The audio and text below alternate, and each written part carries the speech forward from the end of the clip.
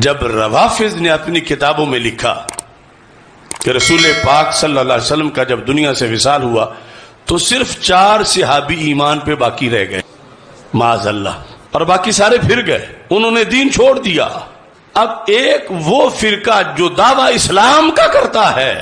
اور کہہ یہ رہا ہے، اور ان کی جو امہات الکتب ہیں جیسی ہماری سیاستہ ہیں، ان کتابوں کے اندر کہ سوائے 4 یا 5 یا 6 اتنے کے باقی سارے ہی سب دین سے نکل گئے، تو یہود نصارہ کا گھر پورا ہو گیا کہ اگر ہمارے نبی کے جانے کے بعد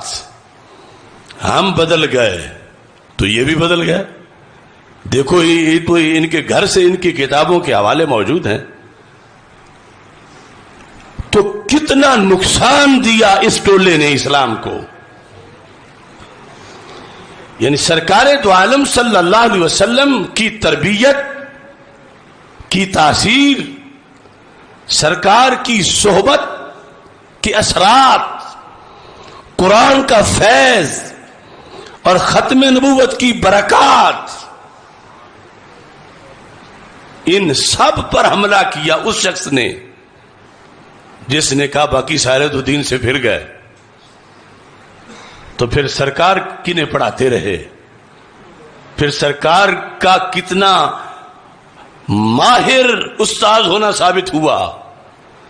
سرکار کی تاثیر کتنی ثابت ہوئی۔ مقام ان کا یہ ہے کہ ایک نگاہ کریں تو کروڑوں ذروں کو آفتاب بنا دیں اور کانٹوں کو گلاب بنا دیں، اور ادھر بتایا یہ جا رہا ہے۔ ایسے ہی دوسری ایک سوچ نکلی، یعنی جب وہ کہہ رہے تھے کہ اب یہ تو ناکام ہوئے تو پھر کوئی اور دروازہ ڈھونڈنا چاہیے،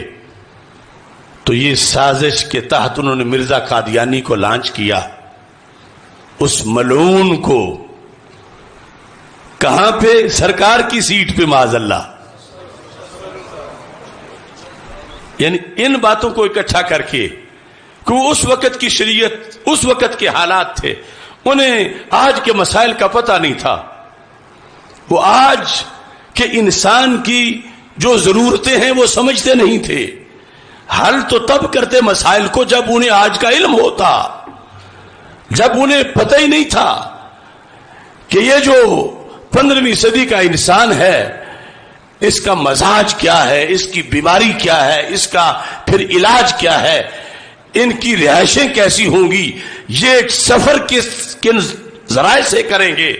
ان کی دکانوں پہ خرید و فروخت کس کس چیز کی ہوگی، یہ سب کچھ جو نیا بنا، یہ ساری بولی میں ان کی بتا رہا ہوں۔ انہوں نے کہا کہ یہ تو ان کے علم میں نہیں تھا، تو پھر اب نیا نبی چاہیے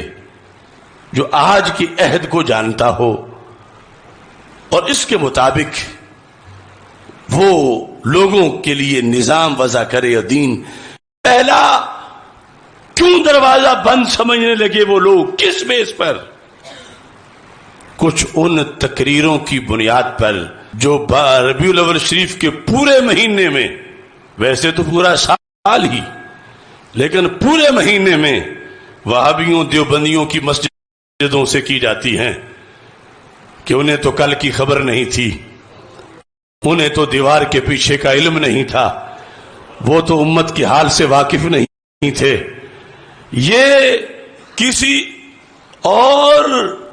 دشمنی میں بول رہے ہیں، لیکن اگلوں نے تو اپنا گھر پورا کیا کہ ٹھیک ہے اگر دیوار کے پیچھے کے جانتے نہیں تھے تو پھر قیامت تک کے لیے کارآمد کیسے ہو سکتی ہے؟ اگر ان کو یہ پتہ ہی نہیں تھا کہ 15ویں صدی کے ایک مسلمان کی ریکوائرمنٹ کیا ہے، ان کی نبوت، بیماریاں کیا ہوں گی، علاج کیا ہوں گے، مسائل کیا ہوں گے، اگر ان کو یہ پتہ ہی نہیں تو پھر وہ ان کی نبوت حل کیسے کر سکتی ہے؟ پھر نئی نبوت چاہیے۔ اب دیکھو ممبر و محراب سے بظاہر قرآن و سنت کا نام لے کر ایسی تقریریں کرنے والے، یہ فکر اس پر مرتب کیا برطانیہ نے اپنی شیطانی وحی کو جو مرزا ملعون پہ نازل کی، کہ تم پھر